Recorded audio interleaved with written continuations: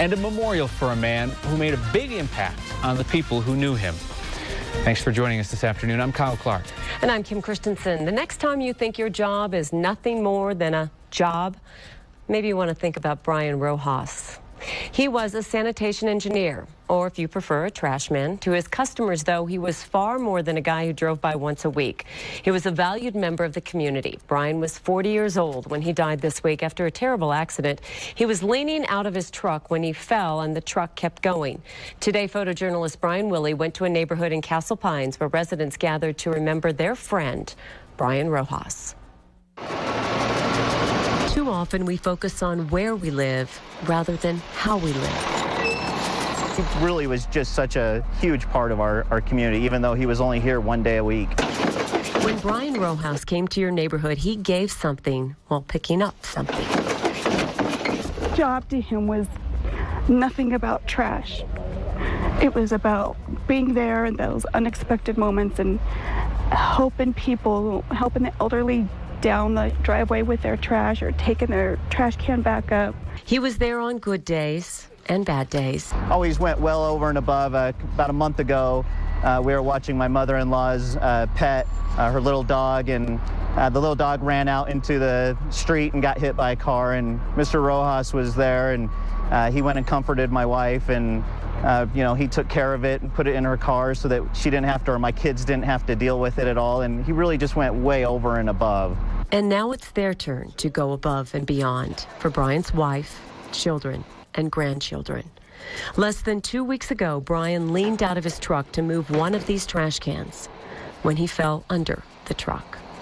His coworkers still can't believe he's gone. We're all grieving together, we're all pulling together, and we all have Brian. It's heavy on our hearts, and we're truly thinking about his family. It's hard. Just put one foot in front of the other and get from stop to stop. So today there are ribbons and flowers to honor the man who came here once a week, every week.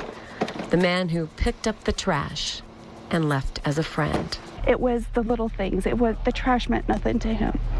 It was the people, the community, and being there. He was content with his life. He was happy. He made sure that I knew every day that he was happy. He was living the life that he wanted to live, and that he loved all of us so much. Brian Rojas, a man who understood that you don't have to live in a big house or fancy neighborhood to become famous. He really made a big impact on our neighborhood. Brian Rojas leaves behind 9 children, 2 grandchildren. The neighbors collected money to help his wife Deanna with the funeral costs.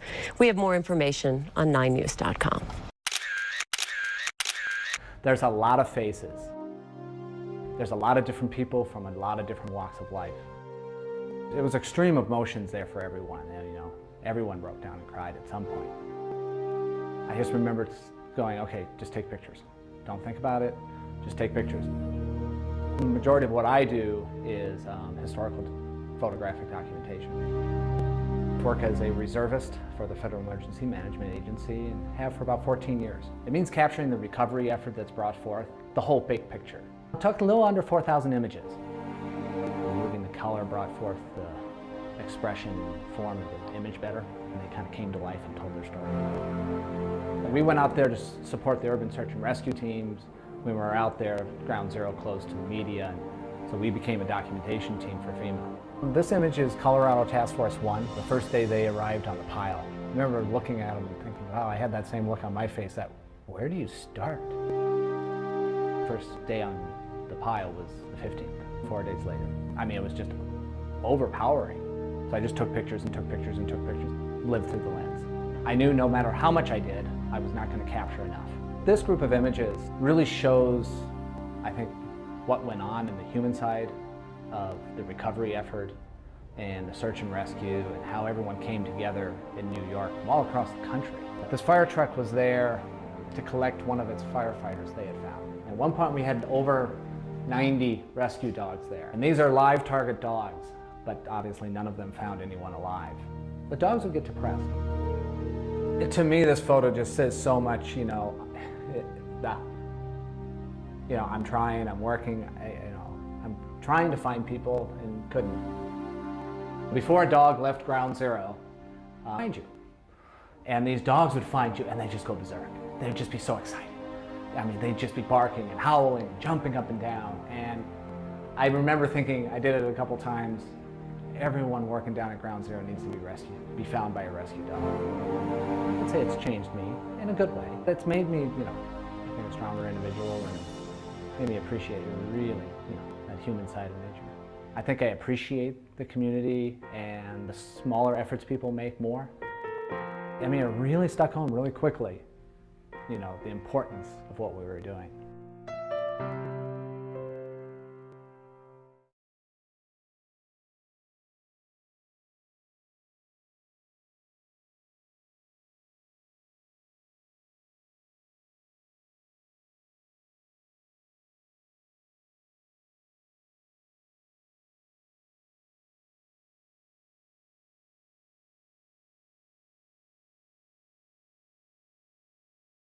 Ready, Chase? Sit. Go get it. Chase is more than just a companion to the Gessner family. Come on, Chase, bring it here. He helps 12-year-old Jack with his severe anxiety disorder. I get aggravated really quickly, but Chase's mellow attitude always calms me down. Get very anxious a lot. Always takes my mind off of things. He's my perfect match. Jack's anxiety disorder had taken a turn for the worse when his older brother Matt was diagnosed with cancer. Non-Hodgkin's large B-cell lymphoma. After months of intense chemotherapy, Matt is now in remission. But the roller coaster ride for the Gessner family isn't quite over. They tell you God doesn't give you more than you can handle, and I really sometimes think he has me confused with somebody else because he's been giving me a lot. Chase, the dog that Jack had bonded with, the dog that is helping him with his disorder, was also diagnosed with cancer. I hear going, you've got to be kidding me. I mean, 2 cancers in 1 year. I mean, this is just ridiculous. We can't do this. I mean, we haven't finished paying the bills for Matt. Christy put in a call to the Humane Society of the South Platte Valley, where they adopted Chase just weeks earlier. My husband gets a phone call from the PR guy at the shelter. And we just want to let you know we've got some fabulous news for you. And they've found this anonymous donor that wants to pay for Chase's chemotherapy and treatment and everything. The VCA Anderson Animal Hospital in Lakewood is now Chase's second home for a few months. So we're going to go into room 2. Once a week, he comes in to get chemo. Got about a 90% cure rate. And of course, Jack never lets Chase go by himself. I think he's a pretty brave dog. He's the perfect dog for this family. And the perfect family for this dog. Maybe, God knew that we know how to deal with cancer. And maybe that's why they sent Chase to us. Corey Rose, 9 News.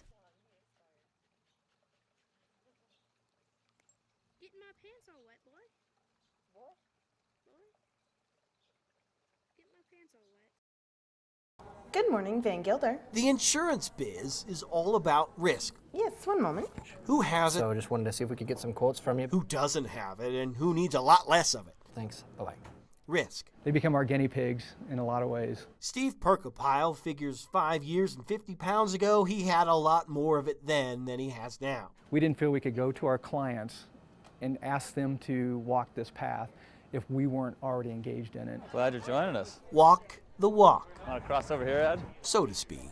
Breakfast pizza sample. It's a great way to relieve stress. Every Wednesday, for example, you will find a dozen or so employees of Van Gilder Insurance. Yeah, you want to do that? Walking in and around lower downtown with their CEO. Away from the computer, away from the phone. Gives a breath of fresh air, lets people socialize a bit. They call it. What a day, huh?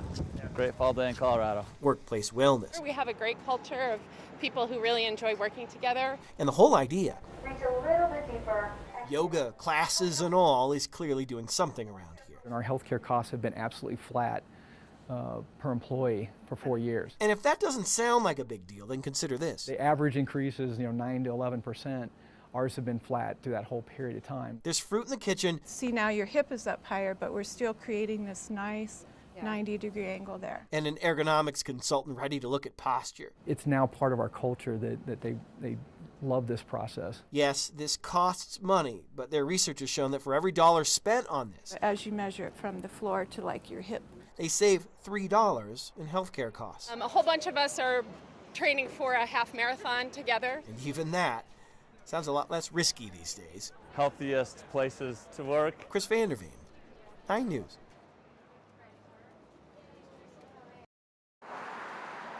Rocky Ford is an agriculture-based community. Size is approximately 4,300, somewhere in there, and we're the melon capital of the world. We've had a great year. The quality of the fruits and vegetables in the Arkansas Valley has been spectacular. We grow over 100 acres of cantaloupe. The news out there is that there's something wrong with the cantaloupes. There is absolutely nothing wrong with the Rocky Ford cantaloupe. We're defending ourselves. To have this going on with them obviously isn't good. My understanding is that it could be on the outside of the cantaloupe. It's not in the cantaloupe. Easily washed off. I have heard that it is not actually in Rocky Ford. Since Rocky Ford got its name with cantaloupes, everybody wants to associate their name to the Rocky Ford, to cantaloupes, whether they're grown here, where the seed was bought here. They want to be associated with Rocky Ford. Part of what comes with being being well known for those melons is everybody wants to have them, and it's always been around. There's always been people who have sold them at the farm market stating that they're Rocky Ford melons when they're really somebody else's melons, or grown somewhere else, or maybe they're grown, somewhere close to here, but they're not technically Rocky Ford melons. Rocky Ford cantaloupes are great. It's sweet, and in a year like this, it's unmatched. You are totally safe to eat them. Just use any procedure that you would prepare anything else. Wash your food.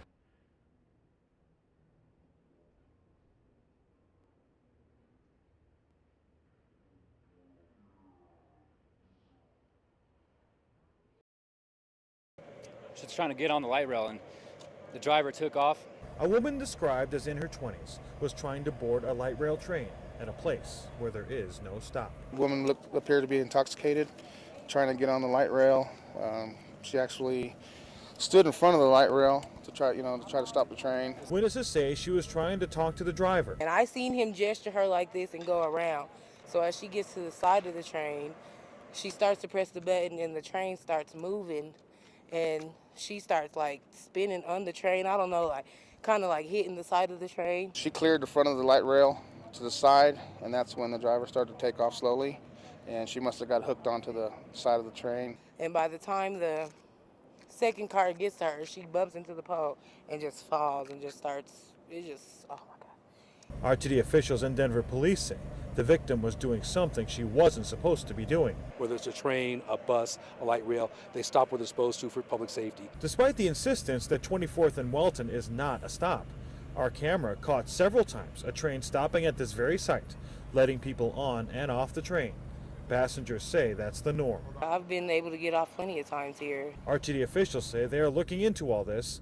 In the meantime, one woman is dead for trying to get on the light rail. Oh, I know he was motioning her to come get on the train because he went like this and told her to come to the side. And nobody in their right mind is going to walk up to the train and try to press the button if somebody didn't tell them to get on.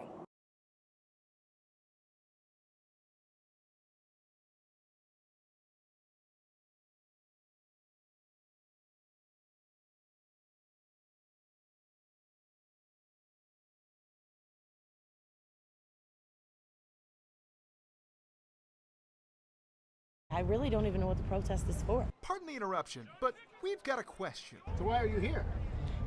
Honestly, I don't know. You've occupied, preached against corporate greed, you've put up tents, but what's your main message today? I kind of know. I know that the Fed is a big bank. I was told something about they were taking the people's money. Maybe she wasn't the right person to talk to. After camping out for weeks on state property, maybe others would have a better idea. What's the most important message from this movement? We had people write it out in 10 minutes we had before the governor's press conference. And I'm wondering if you can come fill these out so we can take them right into the governor. We have health and safety risks that are untenable. The governor called that press conference to tell protesters it's time to go. Yes, they have to leave. Yes, police might be called. But what about their messages? What about First Amendment rights, corporate tyranny? We've got get big money out of our government.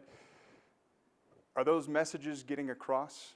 Well, I think transparency, accountability, morality, that's what we all believe in. That's why, I used to have a pretty good life running restaurants, right? There's certainly money in politics now, but Colorado, no one, when I ran for governor, no one could give me more than $1,050. Do you know what they're protesting? Well, they told us roughly the same things you have, right? That they are outraged by government inaction, that what they feel is that the government has let them down, and that Wall Street and the big corporate banks and trading companies have run roughshod over the federal government. You know, we hear that. Just how long they can stay to preach so many different messages. I think it's great, and I think the city ought to bring porta potties down for them. Forgive us for interrupting, but we wonder if and when it will end. The longer we allowed it to go on, I think the more difficult it becomes to extract or to disperse the settlement. In Denver, Matt Fleener, 9 News. Okay. We're sitting inside the classroom at Kit Carson School where Mitchell's kids could have attended because they live just 2 miles away. But 4 years ago, the school board decided it didn't want those kids inside this classroom with other children because the juveniles could be dangerous. The school board voted no for the Mitchells to get a group license home in Kit Carson. It was a 3-2 vote. In public meetings, some people and board members worried the foster kids would have violent histories and make trouble for the other 110 other kids in this school. Despite the no vote, the Mitchells still could have enrolled their children here under Colorado's open enrollment law. But with the district against them, they chose instead to drive 40 miles a day, 4 days a week, back and forth to the town of Ede, with a school there, one of their kids. Kit Carson school superintendent says they were not turned away from here. They chose to go elsewhere. I think as we look at this, we're all saddened, we're all touched, we're all hurt, we're all in agony for the family. But I think the board made the best decision with the best information that they had at that time. And that's all you can ask from any elected board of education. The superintendent said the Mitchells never decided to actually enroll their kids in the school here. But Melody Mitchell's mom does blame the school district partly for this tragic accident, saying that the community should have helped them more when they were trying to raise these foster kids. In Kit Carson, Deborah Sherman, 9 News.